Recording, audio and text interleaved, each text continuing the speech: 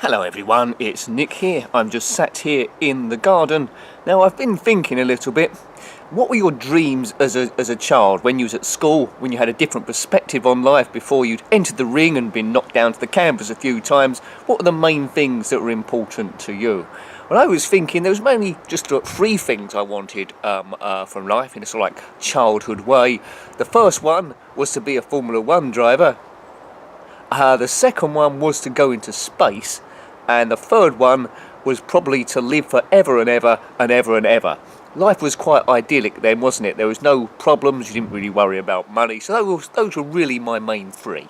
Now, you might be surprised to know I didn't actually make it as a Formula One driver. Big surprise there. To be successful in that, I think you need quite a lot of money. And quite a lot of driving talent too, don't forget. Now, typically the Formula One drivers, they've got into karting age 5 or 6 or round about that age, and then they've got rich parents that have pushed them into other formulas, or they've been spotted by sponsors there.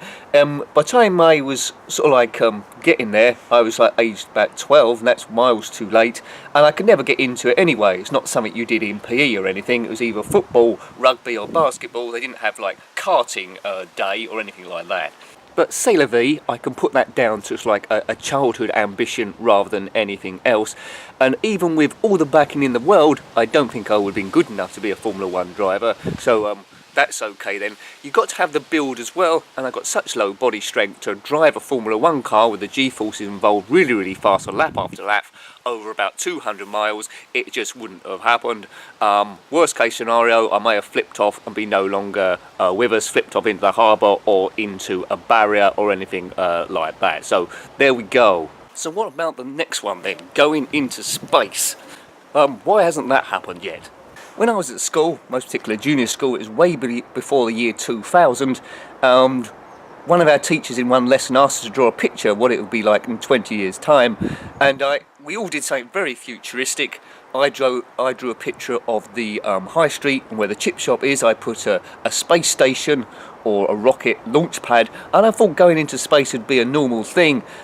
In my 40s, I thought I'd take a trip to Pluto quite regularly and mess about, then come back again, but that isn't the case. I certainly would still like to go into space before I die. Still got a bit of time, of course. Elon Musk is doing trips to space in his SpaceX company, but you have to be extremely rich to be able to afford that. So, out of those childhood dreams, I haven't completely given up about going into space. Formula One. In my 40s now, I don't think I'm going to get signed up. If you see my gameplay on the PlayStation of those games, I probably didn't have the talent anyway. I didn't have the strength, but space, sign me up straight away. I suppose it could be a little bit dangerous. There might be a few disasters first of all. So probably I'll go on the 12 trip, unless it costs billions and billions of pounds. So lastly then, do I still want to live forever? As Oasis once said. Or they said they didn't want to live forever, didn't they? But do I want to live forever? You and I are gonna live forever. We're gonna live forever.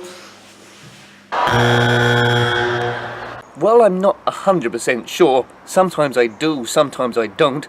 Life tends to be a bit of a struggle, doesn't it? As we go to work to get enough money to pay our rent and our mortgage and all that sort of stuff. One bit that makes me really excited is seeing how future technology goes. As I mentioned space there again, if I could live for another 500 years, I may walk on those planets and different moons.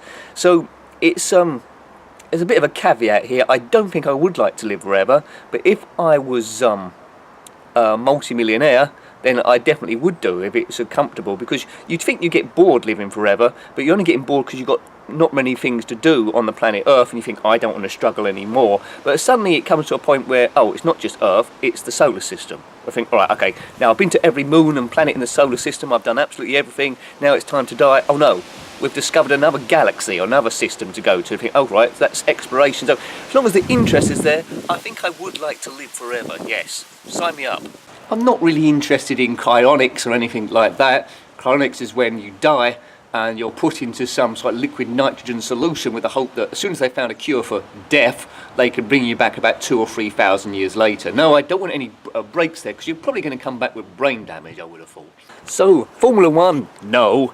Unless it's virtual Formula One, which I wouldn't be good enough to. Space, yes. Live forever, yes, if you got enough money. Did you have any dreams like that as a kid, with the kid's perspective and no views of an adult's perspective? Are any still going? How have they changed, or have you abandoned them completely? Now, as you can see, I've shot this in my garden, so now it's time to go home, which won't take very long. So, more videos to come, and I'll see you later on. Engine.